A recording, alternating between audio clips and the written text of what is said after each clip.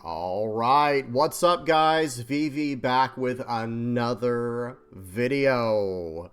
And in today's video, we have got some black-yellow OP16 Marshall D Teach action lined up for you.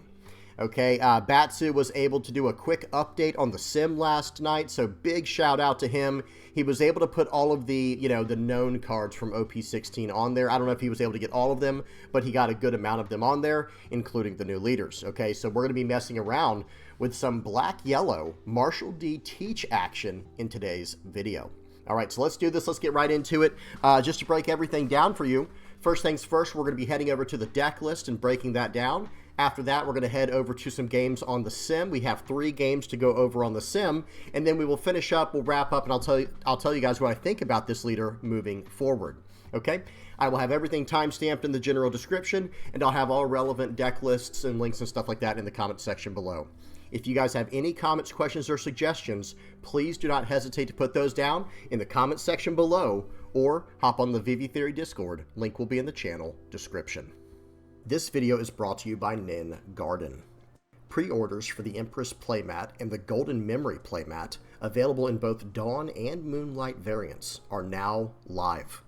They also just dropped new crossbody bags. These are lightweight and perfect for everyday carry. You can bundle one with any playmat for $5 off, while still using my code TheVVTheory for an extra 10% off.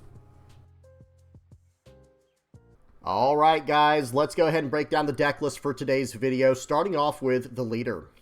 Marshall D Teach is a 5,000 power, 4 life, black and yellow, 7 Warlords of the Sea, Blackbeard Pirates type leader, with the effect, on your opponent's turn, all of your characters gain +1 cost, and then on your opponent's attack once per turn, you may trash 1 card with a trigger from your hand. Change the target of that attack to this leader or to one of your Blackbeard Pirates type character cards. Okay, very powerful effect. We'll talk more about that in just a second. Okay, so now we're going to go over the entire deck list, guys. I'm going to mouse over each card as we go over them, so be sure to pause and read these cards as I do if you don't already know what they do. So we're running 4 Doc Q, 4 Van Augur, 2 of the 7 cost Marshall D Teach, 3 of the 10 cost Marshall D Teach, 4 Lilith, 4 Kumasi, 2 Victoria Sindri, 4 Dr. Hogback, 4 Perona, 4 San Juan Wolf, 4 Shiryu, 2 Gecko Moria, 3 Boa Hancock, 2 Negative Hollow, and 4 Hachinosa, or Full of Lead, the stage. So real quick, guys, let me get this out of the way. I don't want the final version of this deck to have the Thriller Bark Pirate stuff in it. Please understand that right away. Just know that currently on the sim, this is all that's available. This is all that's been spoiled and revealed so far. So this is all we had to work with for today's, for today's deck. Yeah, of course we had all the OP09 stuff for, and the starter deck stuff for Blackbeard from, the OP09 Mono Black leader. But the only new yellow stuff we have access to so far is all that's been revealed in Shiryu and San Juan Wolf.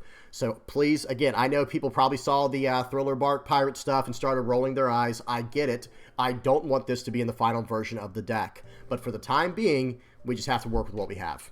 And this is actually some really good stuff for this leader, because please understand how this leader effect works.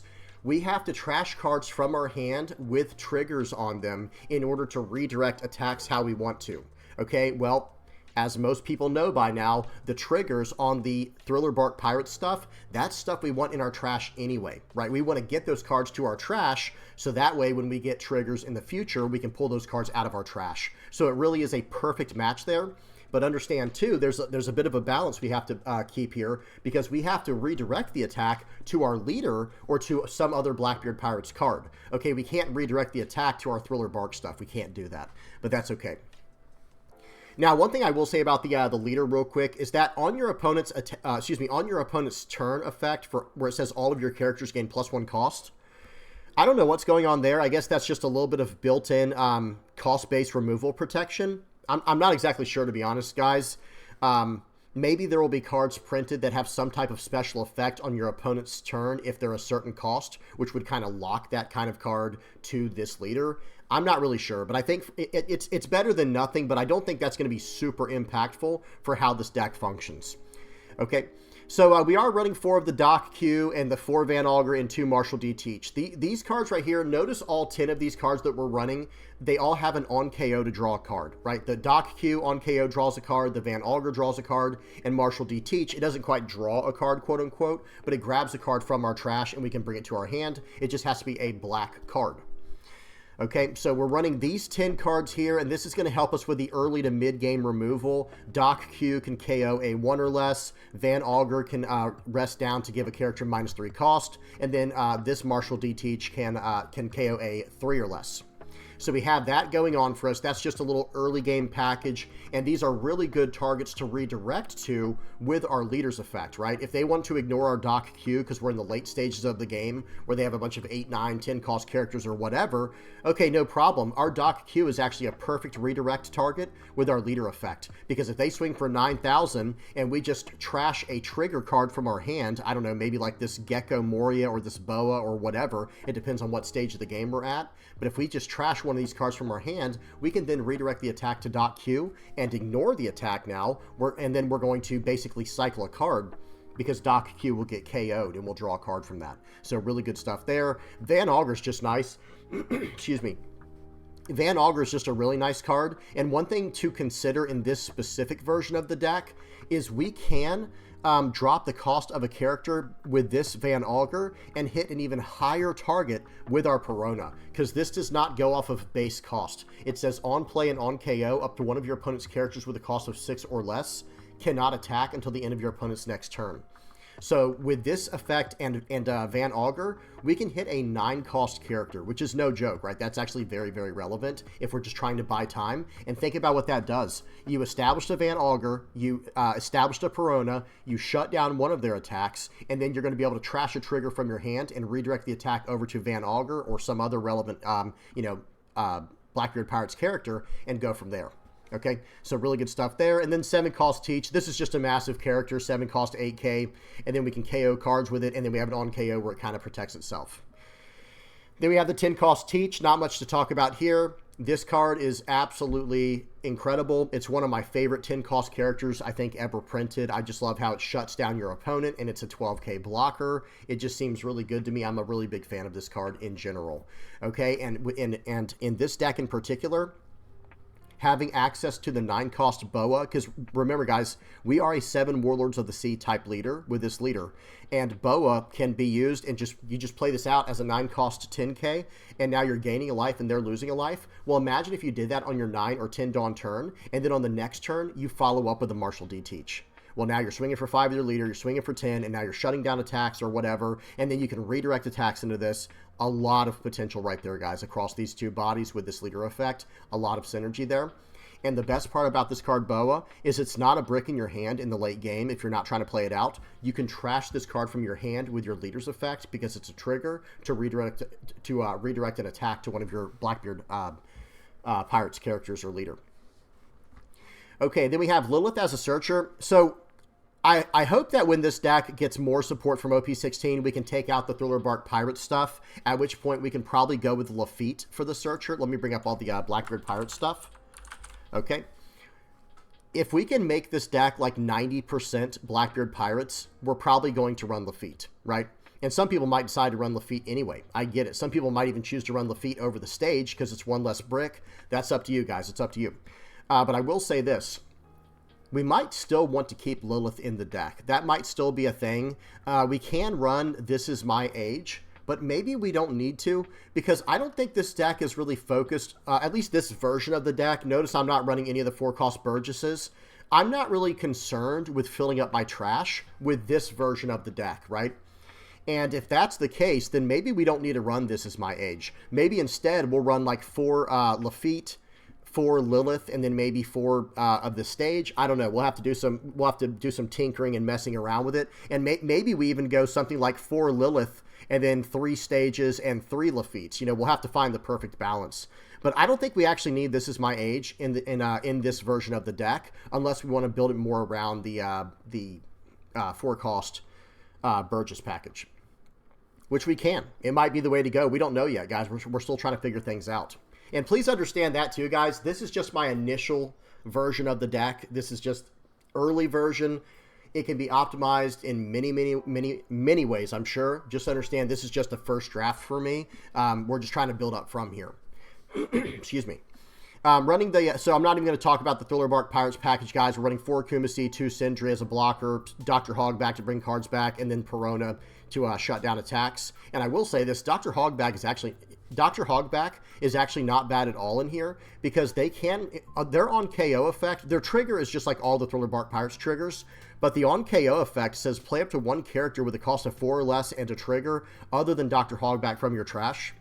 So a card like this, guys, I mean, we actually can bring back something like San Juan Wolf or any other 4-cost character in the game that does, it doesn't have to be a Thriller Bark Pirates card. That's what I'm trying to say. So maybe Kikanojo, maybe Basil Hawkins. We'll have to come up with some ideas for the future to combo with Dr. Hogback if we do decide to keep this card in the deck. Okay, but then we do have San Juan Wolf here. This card is just really solid. This is a really, really good card. 4 cost 5k, 1k counter on KO. If your leader has the Blackbeard Pirates type, draw 1 card. Then up to one of your leader or character cards' base power becomes 7,000 during this turn, and the trigger activates the the on KO effect. So I mean, just redirecting attacks with your leader's effect into this card, it's almost like a cycle, right? And there's a lot of cards like that in this deck. If we redirect an attack to Doc Q, Van Augur, Marshall D. Teach, or this San Juan Wolf, and they get KO'd, well, we actually draw a card right back. So it's really, it really just ends up being a cycle, and we're getting out of whatever the attack is we need. But in the case of San Juan Wolf here, not only are you getting to cycle, but now your leader's going to be 7,000 base power for the turn. Really, really solid stuff here. Okay, then we have Shiryu, 6 cost, 8,000 power character. On play, you may trash 1 card from your hand and add up to 1 Blackbeard Pirates type card with a cost of 6 or less from your trash to the top of your life cards face up. The amount of potential with this card right here, guys, I don't even know where to begin. Because understand, it just says a Blackbeard Pirates type card with a cost of 6 or less. So yeah, even Liberation. If we do end up changing the direction of this deck in the future, running the Burgess and filling up our trash a bunch, well then with a card like Shiryu, all of a sudden our trash becomes like a toolbox, and Shiryu can just pull out the cards we need from there that cost 6 or less and put them into our life as, you know, as we need them. So this card is just awesome, really powerful. I think this is basically this deck's version of the 6-cost Kuma, right? 6-cost just secret Kuma that you can run in pretty much any deck. I think you'd I think in this deck you would want to run Shiryu. Excuse me, guys, I can't even talk right now. I think this card's just strictly better because in this deck, instead of being a 6-cost 7k, this is a 6-cost 8k. And it's like, oh yeah, but this card doesn't have a 1k counter. Yeah, but let's not forget how the leader effect works. Okay, you trash a card with a trigger and you redirect an attack. So it's even better than a 1k counter in those situations. And this card is Blackbeard Pirates searchable and trigger searchable. So I honestly think in this version of the deck that Shiryu is just straight up better than the 6-cost Secret Kuma. Now, who knows? We might want to run both. We'll have to see what happens, right? But either way, this card is awesome. Really, really powerful. Okay, then we have 2 of the 8-cost Gecko to go with the Thriller Bark Pirates package. The 9-cost Boa, I think we talked about this a little bit, just, you know, burns up your opponent's life, you gain a life. It has a trigger as well to go with your leader effect, and it can be searched by Lilith. This card is just awesome. And that whole entire combo curve, we do want to go second with this list, by the way, guys, and let me just, like, walk through that curve real quick. So turn 1, we can go Doc Q or Lilith, right? Again, if we're going second, we want to go second with this deck, and on turn 1, going second, we can do a search with Lilith. We can play out this stage to start searching, or play out Doc Q to prepare for later turns, or even just KO their searcher they might have played. And then on turn 2, we have all of these 4-cost cards here, like Dr. Hogback, Perona, and San Juan Wolf. We also have Victoria Sindri we can play out and then just have 1 extra Dawn for the turn. And then, this is where things get crazy, is our 6, 8, 10 curve. We have Shiryu into Gecko Moria into Marshall D. Teach. Or another thing we can do on like a, you know... So that's the going second curve, but let me mention one more thing we could do. If we do have the Boa and Marshall D. Teach in our hand, we can instead go into our first 10 Dawn turn, go play out Boa Hancock to gain a life and burn their life, and then follow up with a Marshall D. Teach. That is absolutely brutal, guys. Understand what that does. That means, okay, I played out a 10 cost 12k blocker that shut down that attack right there. Whatever your character is, they're not going to get to attack now, and I can block one attack for free, and then I can redirect an attack by trashing a trigger with my leader effect. So you're basically shutting down 3 different attacks with this Martial D Teach. So again, if you were able to play out like a Gecko Moria or a Boa Hancock on the turn before, and now you're bashing in for 10,000 power, along with this play, man, your opponent's going to be in a lot of trouble at that point. Okay, really good stuff there. Now, going first, we also have a decent kind of curve here, guys, and this is what it looks like. We want to go second, but if we are forced to go first, we can either establish, we can play out the Lilith or establish this stage, and then turn 2 on 3 Dawn, we can play out the Sindri or play out the Doc Q and have an extra Dawn, and then we can follow up with the Van Augur, going into the Martial D Teach, going into the Boa Hancock, and whatever from there. And it's, I will say, I think this version of the list is fine for now. I just feel like there's so much extra room for improvement if we could just see a little bit more OP16 support, for this leader that we can replace this Thriller Bark Pirate stuff with. Okay, that's enough yapping, right, guys? Let's go ahead and head over to the sim and see this deck in action. All right, guys, first game up we have against Blue Buggy. Now, unfortunately, this is OP09 Buggy, not the new OP16 Buggy, but hey, it is what it is. Okay, so the volume is off. Let's make sure the speed is on 2x, and we are good to go. All right. Okay, interesting first hand here. Now, did we forget to talk about Negative Hollow in the deck list breakdown, guys? My apologies. Notice the 2-cost event in the far left side of my hand there. That is Negative Hollow. It's just a 2-cost event that has a main effect that says your opponent discards a card at random, or they trash a card from their hand at random, and then it has a trigger to activate the main. Okay? All right, so here we go. So let's see. It looks like they're going to be going first. They're going to do a Mr. 3 Galdino search to start their game off with. We're going to start off with a Full of Lead stage search. And right here, I can only pick San Juan Wolf or Shiryu. I'm going to choose to grab the San Juan Wolf because I don't even have a card I can play from my trash with the actual, the 6-cost Shiryu. I guess technically you can play the stage out, I believe. But either way, I chose to grab the card that was on curve. They swing in for 5,000 after using a Sanji's Pilaf. I counter out with a 1k counter. And now it's my turn. I'm going to swing for 5. I'm going to play out the San Juan Wolf, and then I'm going to search with the stage by trashing the Negative Hollow and finding a Van Augur. Very nice. Okay, the Van Augur is probably not going to be all that crazy in this matchup, but you never know. All right, so it looks like they're going to play out the 7-cost Buggy, which cheats out the 6-cost Dracula Mihawk. Very good turn for them. They're going to swing for 5, and I'm going to redirect the attack into my San Juan Wolf to fix my hand a little bit. Because remember how that 7-cost promo Buggy works, guys. I can't swing with any of my 3-cost or 4-cost characters for the whole game. And the +1 cost for my leader's effect is only on my opponent's turn when it doesn't matter. Okay, so we're going to play out the Shiryu here. We actually are going to pull out the San Juan Wolf and pull that up, bring that back to our life. We trashed the Van Augur to use Shiryu's effect. And now we have a 6-cost, really a 7-cost character on the board now. Okay, so maybe it is pretty good. Now they can't hit the Shiryu with a Gravity Blade Raging Tiger. Okay, swinging for 7,000. We're going to take that hit, drawing a card, and then making our leader into a 7,000 power leader for the turn.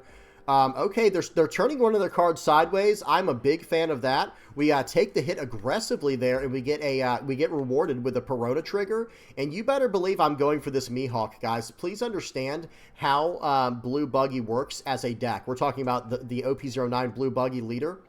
They're trying to get 5 cards on their board that are all 5-cost or more. So now I'm swinging 9 into 7. Because if they can do that, they can play out the 10-cost Buggy for extreme value. Okay, so they 2k, 1k to get out of my 9k attack into 7. So now I'm just going to go 9 more into 7. They only have 1 card. They can't get out of it. And now we're going to pass the... Excuse me, we're not going to pass the turn. We're going to use our stage to fix our hand, trashing one of our 10-cost Martial D Teaches. We find a San Juan Wolf. We're just trying to get a few bricks out of our hand. But the good news is they can't really attack with all that much, right? They just played out the Mihawk this turn with that Kabaji. They only have 2 real attacks this turn. 8 into 8, that's not gonna happen, right? We're actually just we're gonna 1k counter out of that. They're gonna swing for 8,000 into 5. We're gonna take it. We get another trigger, but we're just gonna keep the 2k counter in hand because I think we're only running 4 2k counters in this version of the deck, guys. It needs some work. We got to make some revisions. Okay, 9,000 into their character there. They let it go, and we play out the Boa Hancock, and now I think we might just Okay, use the stage for sure here to do some searching. We whiff. That's unfortunate. That was really unfortunate. But hey, it does happen. We're trying to, we're trying to figure this deck out. We're going to make some, or, there's going to be some hiccups here and there, right? Okay, so the good news is they only really have 2 attacks. They can't attack with the 7-cost promo Buggy. They can only attack with that Mihawk and their leader this turn, unless they want to invest a lot of Dawn. Okay, they play out the 10-cost Buggy for 5 with the leader effect to bottom deck my 9-cost Boa. They attack in. We hit him with a negative hollow trigger. Seems good, and that was their last card. I think that's a 2K counter Moji. All right, here we go. Starting to play out the big boys now. We got the 10, we played out 9-cost Boa last turn, and now we got the 10-cost Marshall D. Teach going down. We're going to shut down their Mihawk blocker. We're going to swing for 5. Do they want to block with Kabaji? Okay, sure. I'll attack 8 into 6 there. And now remember, guys, I can't attack with Perona because of their 7-cost promo Buggy. So, guys, they only have 1 attack this turn, realistically, unless they want to load up everything on their Mr. 3 Galdino, because that Mihawk is locked down. It's shut down for my Marshall D. Teach's effect. Okay, swinging for 5,000. We're just going to block. No problem. And that's going to be their whole turn. Okay, well, we're going to go ahead and trash a card with the stage here to search up a card. We end up finding a 1K counter Doc Q. Not really what we're going for, to be honest. But hey, we're going to attack in for 5,000. They take it. Now we're going to attack in for 8,000, I think. Oh, no, we're going to swing for 9,000. I'm actually hoping that he blocks this and, counters out, and then I just attack into it with the Teach. But no, he just actually let the card go. Okay, that's fine with me. Well, now we're going to play out a Shiryu. We're going to trash a card from our hand, gain a life, play out this Doc Q. We're going to tap the card to KO the Mr. 3 Galdino. He chooses to save the card, guys. I don't know if I would have done that personally, but hey, that's all right. They're in a lot of trouble here. Remember, guys, we have a 12K blocker and our leader effect. We have 2 triggers in our hand. We can trash one with our leader effect, to get out of an attack if needed. Okay, swing for 11,000, block. That's that. And now they're going to swing for 7,000. I think I'm actually, okay, I'm going to redirect the attack over to Shiryu to draw a card. And now we're going to probably just start smashing in 8 into 7. Okay, let's see if they want to give me a card, because I'll just attack into it again with the next Shiryu. 5 into 5 here. He might want to block. Nope, he's going to 1K counter out. That's fine with me. And now we're actually going to swing for 8 into 5. And now we're going to play out a Lilith. Oh gosh, we find a Gecko. Moria seems really good. Okay, and now we can just play out the Gecko over the 4-cost Perona, because we can't even attack with that anymore. We're gaining a life. We're going to use our stage. They're just going to concede. Yeah, we're at a point of the game where we kind of have them locked down. Just, we just have them shut down at this point. There's nothing they can do. We have the blocker. We went up to 4 life. They only really have 1 attack, guys. Remember, that Kabaji and that Mr. 3 Galdino, those are 1,000 power and 2,000 power, okay? And then they have a Buggy, the 7-cost 8K promo. That card can't attack. That card just can't attack, period. It's on the card. So yeah, they were in a very, very rough situation there. Either way, great game to my opponent. Let's move on to the next one. Okay, so that was against Blue Buggy. Now we got a game versus Red Green, Ace, and Luffy. Okay, let me see if I can double-click this to get it to come up. There we go. All right, volume is off. Let's go speed 2x. All right, we're good to go. Okay, let's see if we can go second this turn, or this time. Okay, we're stuck going first. We do want to go second, guys, which is unfortunate. So they're going to play out a Rosinante. Wow, that's good. Wow, that's really nice against what I have in my hand here. I have a lot of removal, and they have anti-removal as their turn 1 play going second. Seems good. Okay, so we're going to play out the Lilith. We're going to play out the Doc Q. We can't even hit the Rosinante because he can only hit a 1-cost or less. Oh boy, here we go. Red Green Luffy. Red Green Ace and Luffy, I should say. Or Luffy and Ace. I like Ace and Luffy better. Okay, 7,000 into 5. I think we're probably just going to take this because I don't want to redirect the attack to the Doc Q. We do get a Shiryu draw 2 trigger. Very nice. That's really, really good for us. We're going to swing for 5 into 6. That's not going to do much, right, guys? That's not going to do anything. And then we're going to play out the Van Augur. We're going to go -3 to the -3 cost to the Luffy they just played, and we're just going to go ahead and get rid of that card. Okay, they're going to go 2,000 into 0. We're probably just going to let this go because we do have a 7-cost Marshall D. Teach next turn to follow up with and deal with, that Rosinante. And then they play out this Ace, which also gets around removal. Very unfortunate. Oh boy, here we go. So they're attacking for 6,000 into 6. We're going to give them a 1K counter, and now they're probably going to go 7 into 6 with their last Dawn. And we actually... We saved this card. I don't know if we needed to do that or not, but hey, that's what we end up doing. We're going to go 2,000 into 2,000. They should just let this card go, of course. There's no reason to save that card. We're going to play out the Marshall D. Teach here. We're going to rest it to KO the Rosinante, and we are just going to attack for 6,000. I'm basically telling this person, go ahead and attack into my Van Augur. It's easier for me to get out of these 6K attacks than it is the 5Ks, because we're very low on 2K counters in this version of the deck. Okay, here we go. We are getting somewhat of a board. We could not attack with our leader last turn. I mean, we could have, but it wouldn't have done anything because they're a 6,000 base power leader. All right, here we go. They're going to swing for 7 into 6. Oh, boy. All right, I think we're going to trash a card from our hand and redirect the attack over to our 8K body just to get some type of value there. And now let's see what they choose to do. They still have 3 Dawn for the turn, so they can swing for 8. They can swing for a 7 and an 8. Or 6. They could just swing for 6. That's fine with me. I could actually 1K counter out of that one. I probably should have. That probably would have been fine, 1K countering out of that. But they decide to load up here on their Port Gosti Ace, and we're going to have to 1K to get out of that attack, guys. Oh, boy. Okay, so, guys, we've had to get out of 2 attacks like that for 2 1K counters each. That is brutal.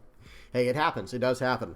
Okay, so the turn goes back to us. We're going to play out the stage here, do some searching. We find a dock cube, but we don't have any more cost reduction. It's not going to help us at all. And we're just going to have to start going for their face here because those are 9,000 power characters on the board. 9,000 power. So 6 into 6, they take it. 8 into 6, they take it. I'm starting to think they have nothing but bricks in their hand. I'm going to play out the Shiryu here. We're going to play out. We're going to put a Shiryu into life, and that way we'll be able to do a draw 2 whenever they attack into us. Now, one thing to remember, guys, I can't redirect any attacks right now because I do not have a trigger in my hand. All right, here we go. Let's see what they choose to do. Looking for cards right now that I might be able to get me out of this situation. I'm like, what all am I running right now? Sometimes I'll do that. I look through the trash like, what all is in my trash? What more options do I have in my deck to get me out of these situations here? Okay, they're going to follow up with a 4-cost Tony Chopper blocker. That's a 6,000 power blocker. They're going to attack in for 8 into 8. There's nothing I can do. I can't even redirect the attack, so I'm just going to have to let that go.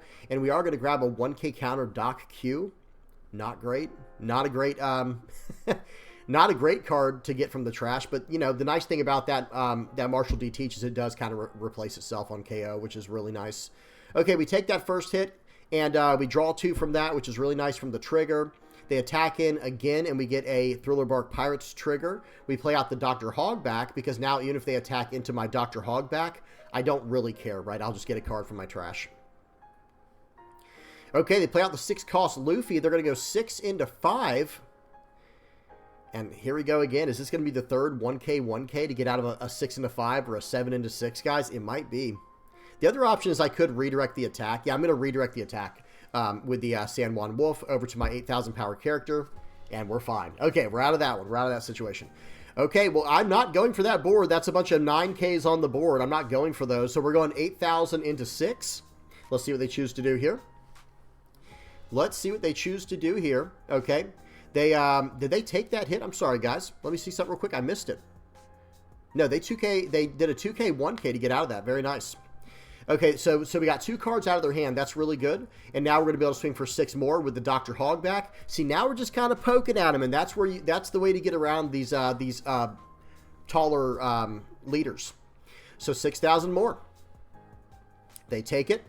And now we're going to play out the Gecko Moria, putting the 2K counter Kumasi into my life, which I could use as a 2K counter if I needed, or pull out the Perona from my trash. That Perona is actually very, very strong in this situation because I can hit any card on their board with it right now. Any character on their board I can hit with that Perona.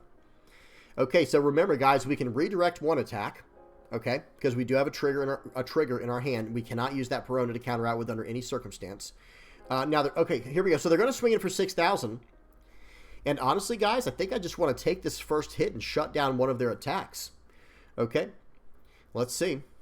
I have no idea what to expect against Red, Green, Ace, and Luffy, guys. I have no idea what they're running with. So it's like, okay, are they going to try to play out like double rushers after this? I'm not really sure what they're going for. So I do end up taking this hit, I believe. I take a long time to think about this one. I do take the hit. I play out the Perona. I shut down their unblockable Luffy just in case, I guess, because that one has like the most attack potential. So they're going to swing for 6,000 into 5. I don't really want to counter out of this. I'm not going to. So I'm going to go ahead and so I get a Dr. Hogback trigger here, and I'm just going to keep that because I only have the 2K counter Kumasi to play for my trash.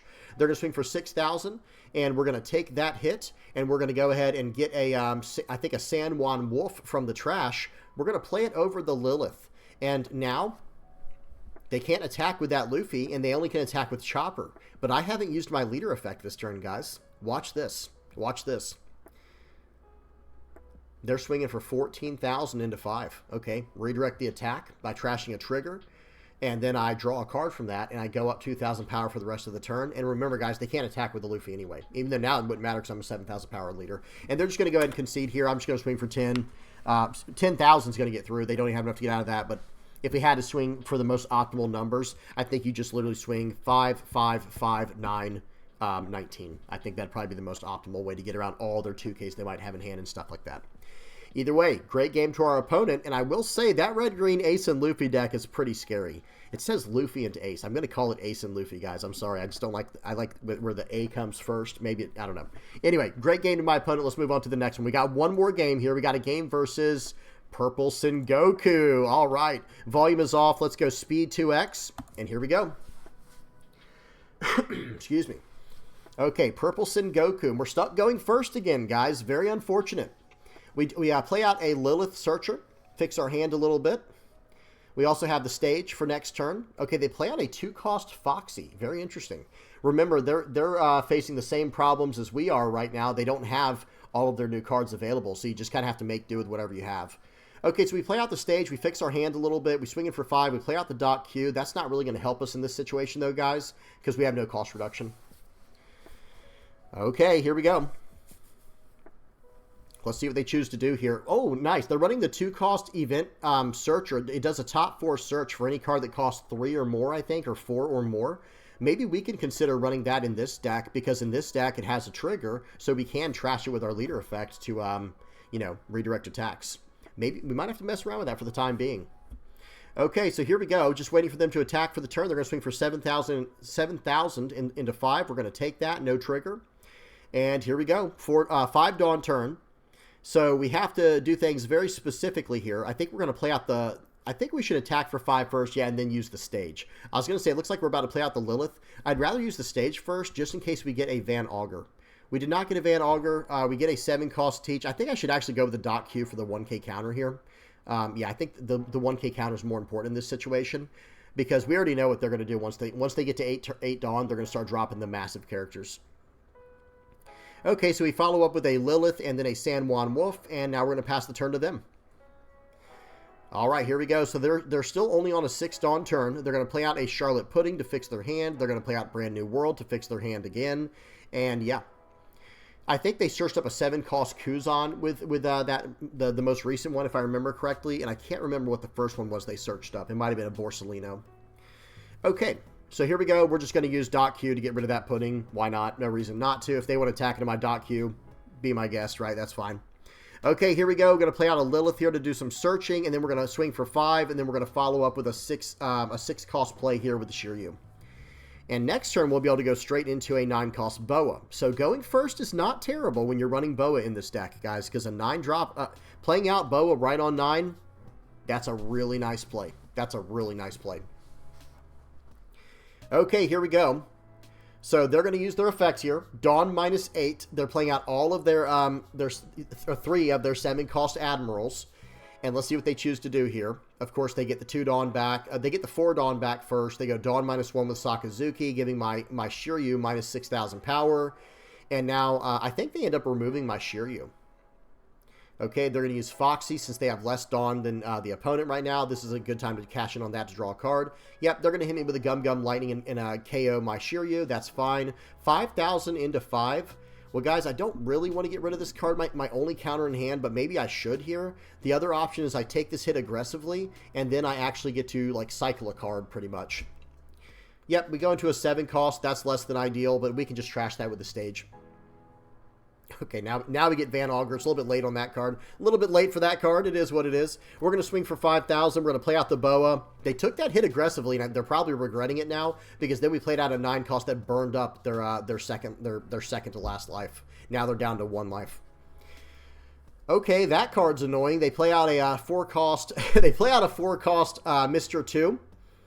And yeah, that's going to be a card I have to deal with at some point. But now they're going to swing in for 7,000. I think we're just going to have to use the effect here of our leader to redirect the attack into Doc Q. And we draw a card from that. We get a stage. That's unfortunate. I need to get some counter power here. They attack in again.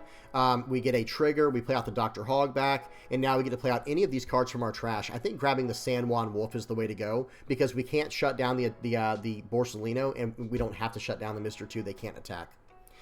Okay, we're down to 2 life. They Dawn -2 end of turn to give their Borsalino blocker. And I make a little bit of a mistake here, guys. So remember what I was saying about how strong that Mr. 2 is right here? I think, watch what I end up doing. Okay, so I'm doing a little bit of math right now. I'm just reading everything on the board. And I think I'm going to swing 10,000 into one of their characters. Okay, real quick, I'm going to trash the stage with my stage. And then I'm going to find a 10-cost Marshall D. Teach. And now, watch this. I think I swing 10,000 into their Kuzan. I don't want to swing at their life, and then they can just take it. I'd rather force something from their hand right here. So it looks like they're probably just going to, just 2K, 1K to get out of this. Yeah, there we go. Nice. There's a 2K. There's a 1K. Now watch this. I play out the 10-cost Marshall D. Teach over one of these Liliths, obviously, but I think I did something wrong here. I think I actually should have nullified the Borsalino. Guys, let me tell you something right now. That Borsalino is probably the strongest card once it's on the board, because it operates in the same way as 8-cost Katakuri does, because it gets to attack in for 8,000, and then at the end of your turn, you Dawn -2, and you stand it back up, and now it's blocking for 8,000. So I should have shut down that card, and then I could have just taken the hit from the Mr. 2, or redirected it, and then attacked everything into it, like with my Liliths on the next turn. So I think we had a bit of a play mistake there, even though it could have gotten to 12,000. Literally, who cares, because I can redirect attacks. As long as I don't do anything with that negative hollow in my hand, that's the only trigger that I have in my hand right now, I can redirect whatever attacks I need. Okay, we're going to 1K counter out of that. They're going to go 9,000 into, let's see, 9,000 into lead. So right here, I basically wanted to redirect the attack into my Marshall D. Teach, because remember, I don't have to worry about the Mr. 2 in this example, because I didn't I locked down the Mr. 2. So I redirect the attack with my leader effect into Marshall D. Teach here. I was thinking about getting rid of the San Juan Wolf to do some cycling, but instead I just say, okay, no, we're going to push the attack over to here. Okay, they swing for 9,000 with the follow-up, and they made it where my Marshall Teach could not block, okay? They used the effect of one of their cards. I think it's the Kuzan. I think it's like a Dawn -1 or Dawn -2 effect, and now my Marshall D. Teach can't even block. Okay, they attack in. I'm down to 0 life, but guys, at the same time, look at their board. Okay, they don't have any blockers. They'll have the Borsalino, but that's it. I have a 10K and a 12K coming through here, guys. Watch this. Swing for 5. They only have 4 cards in hand. Swing for 5. They 1K counter out. Swing for 5 more. Okay. Looks like they're going to 1K counter out of that. And here we go.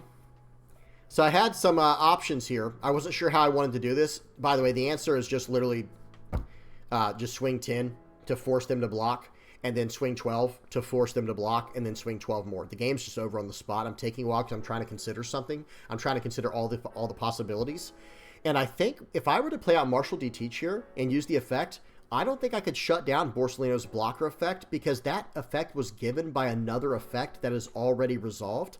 That card doesn't have blocker on it normally. It was given that effect by another effect that is already resolved. Either way, we swing in for 10,000 here, and we swing for 12. They have to block. We're swinging for 12. There's no way out of this. Not with 3 cards in hand. It's just not possible without any Dawn active. So, good game to my opponent. That was a really fun game there. Really cool game. Purple Sengoku looks like it's going to be an absolute monster once it gets all of its support and once that deck gets figured out. I can't wait to mess with that deck as soon as possible. Okay, again, good game to my opponent and good game to all of my opponents. Let's head back over to the sim real quick and wrap things up. Real quick, let me say this, guys. If you want to try to play on the sim, if you don't know how to do it, you literally, let me go back to the lobby here. So here's like where you would play, right? You click on multiplayer, and you go to unlimited. Okay, you just click on unlimited, and then all of the games will come up through here, right? There's not a lot of people playing on unlimited right now, but that's okay. It's I don't. Some people probably don't even know about this just yet, right? But if you're trying to play something for OP16, you would go on the unlimited server and go from there. Okay, so I just wanted to get that out of the way and make sure to click the proper deck that you're trying to use, of course. So let's go ahead and start wrapping this video up. Yeah, I'm very happy with this leader, guys, so far, and that's with the very limited amount of support that we've been able to mess with. This is probably going to become my main leader moving forward. I don't know how else to say it. Thought I was going to go ST29 Luffy. Thought I was going to go ST13 black and yellow Luffy, but man, this leader, with the way that it kind of locks things down, the redirect, all that, I think I joked around this just recently. I can't remember if it was on my last video or in last night's stream or what. But man, if this leader just had Banish built into it, instead of that, opponent's turn, all of your characters gain +1 cost effect. Jeez, guys, this leader would have been... You wouldn't have been able to get me to stop playing this leader. You know, I love having the misdirect. I love having the control built in. I love having the life gain and just all kinds of stuff. It's just, this leader is just so awesome. Maybe in the final version of the build, I'll have to work in something like this Katarina Devon and get banished into it like that. We'll have to see. But yeah. All right, that's enough yapping for today, guys. Tell me what y'all thought in the comment section below. I will be updating this list more as we get more and more, you know, updates to the sim with the new cards. You know, we have to be patient with that. We just have to wait for more stuff to get revealed. But yeah, so far so good, guys. This leader feels really strong. I think they have a lot of potential, and I cannot wait to see the what comes out next, you know, the next amount of support that they reveal for this leader. All right, let's get the outro on here, guys. Appreciate y'all for making it this far, for everybody who did. And guys, if you're liking, subscribing, sharing, commenting, viewing my stuff, or using my TCG Player affiliate link, I really appreciate it, guys. You're helping me out big time. And for all the people who are going above and beyond, donating through Patreon or PayPal, all the Playmat supporters, the YouTube members, and the Discord community, thank you guys so much. I really appreciate it. The community's been absolutely incredible. All right, I'm done. Hope you enjoyed. Tell me what y'all think in the comment section below about this new leader. Which leader are you most excited for OP16? And what do you think about this leader? All right, till next time, peace.